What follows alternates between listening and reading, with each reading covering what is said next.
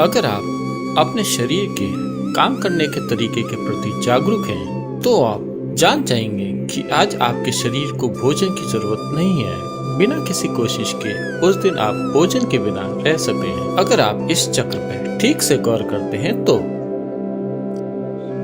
अगर ये जागरूकता मौजूद नहीं है कि वो कौन सा दिन है, तो उसके लिए भारत में एक दिन तय किया गया है जिसको एकादशी कहते हैं। इसका मतलब है पूर्णिमा से 4 दिन पहले और अमावस्या से 4 दिन पहले लोग खाना नहीं खाते हैं। वो सुबह उठते हैं, कोई नाश्ता नहीं, कोई लंच नहीं, शाम को सूरज डूबने के बाद ही वो एक टाइम खाना खाते हैं। इसका उद्देश्य है कि सिस्टम को अपना तालमेल सही करने की अनुमति देना। अगर आप ये छुट्टी देते हैं तो ये आपके शरीर के लिए और आपके काम करने के तरीके के लिए बहुत अच्छा होगा, क्योंकि खुद को ठीक करने के लिए सिस्टम को वो समय चाहिए। हर दिन भोजन ये शरीर के लिए बहुत मेहनत का काम है। इसे थोड़ी छुट्टी दीजिए। अगर आप उपवास नहीं कर पा रहे हैं तो आप एक दिन कुछ हल्का ले सकते हैं, शायद सिर्फ फलों का रस या कुछ और। यह सिस्टम के संभालने के लिए बहुत ज्यादा हल्का है। निश्चित रूप से आपका शरीर बहुत आभारी होगा। हाँ, हर दिन इसे पके हुए भोजन से लादना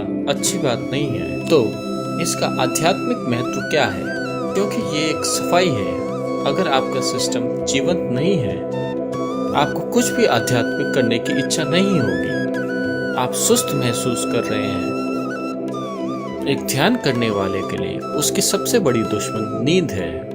यहाँ आंखें बंद करके बैठना और पूरी तरह से सतर्क रहना उसके लिए कुछ और ही चाहिए। तो लोगों के लिए अगर वो आंखें बंद करते हैं तो सो जाते हैं। तो यहाँ बंद आंखों के साथ बहुत सतर्क बैठने के लिए शरीर में एक तरह की जीवंतता की जरूरत होती है। तो इस जीवंतता को पैदा करने के लिए हम इस चीज पे गौर करते हैं, क्या खाएं, कैसे खाएं, कितना खाएं।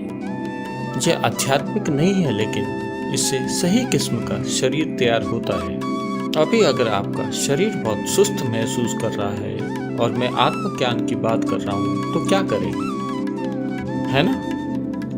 तो इसे जीवंत और सतर्क रखना और शरीर को दर्द और समस्याओं से मुक्त रखना बहुत महत्वपूर्ण है, क्योंकि सिर्फ तभी आप किसी बड़ी चीज की तलाश करेंगे। अगर अभी आपके पैर में दर्द है, बहुत ज्यादा दर्द है, भगवान प्रकट होते हैं, आप क्या मांगेंगे? पैर का दर्द चला जाए ना? आप और क्या मांगेंगे? आप इतना ही मांगेंगे, है ना? क्योंकि शरीर आपके ऊपर इस तरह की ताकत रखता है। जब तक आप इसे एक स्तर की सहजता में नहीं रखते, तब तक ये हर तरह से आप पे हावी रहता है कि नहीं? इसके लिए अपने शरीर को बहुत शुद्ध और स्वस्थ रखना महत्वपूर्ण है, वरना शरीर आपके जीवन में हावी हो जाता है। ये आपको कुछ और सोचने ही नहीं देगा। अभी अगर आपके शरीर में वाकई दर्द शुरू हो जाए, इस छोटी उंगली में ही वाकई बुरी तरह से दर्द शुरू हो जाए, आपकी किसी भी चीज में रुचि नहीं है, न भगवान में, न ध्यान में, न आत्मज्ञान में, कुछ भी नहीं, आपकी रुचि है बस इसमें, है कि नहीं? तो इसमें उस तरह की ताकत है, आपको इसे खुश रखना पड़ेगा, तभी ये आपको कुछ और करने देगा, वरना ये आपको कुछ नहीं करने देगा। तो इस संदर्भ में बीच बीच में उपवास करना, शरीर को छुट्टी देना, ताकि वो अपने आप को ठीक रख सके, अपनी जीवंतता वापस ला सके, ना कि भोजन के साथ सुस्त बन जाए। ये महत्वपूर्ण है। उपवास करने के बजाय अगर आप एक भोजन और दूसरे भोजन के बीच पर्याप्त अंतराल रखते हैं, अगर मैं ये कहता हूँ तो आप योग छोड़ देंगे। एक भोजन और दूसरे भोजन के बीच 8 घंटे का अंतराल होना चाहिए हमेशा। अगर आपके लिए 8 घंटे संभव नहीं है, तो कम से कम 5 घंटे का अंतराल ब्रेक होना बहुत जरूरी है। खाने से पहले आपको एक स्तर की भूख महसूस होनी चाहिए।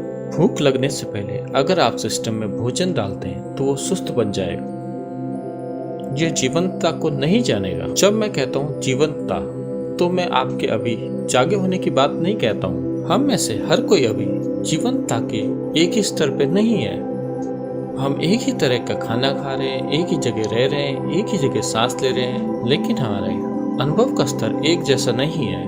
इस पल में अपने भीतर जैसा हूँ, उसे मैं दुनिया में किसी भी चीज के साथ नहीं बदलूंगा। अगर आप मुझे पूरी दुनिया भी दे दें तो भी मैं उससे सौदा नहीं करूंगा, क्योंकि ये उससे बहुत बड़ा है और ये हर किसी के लिए संभव है।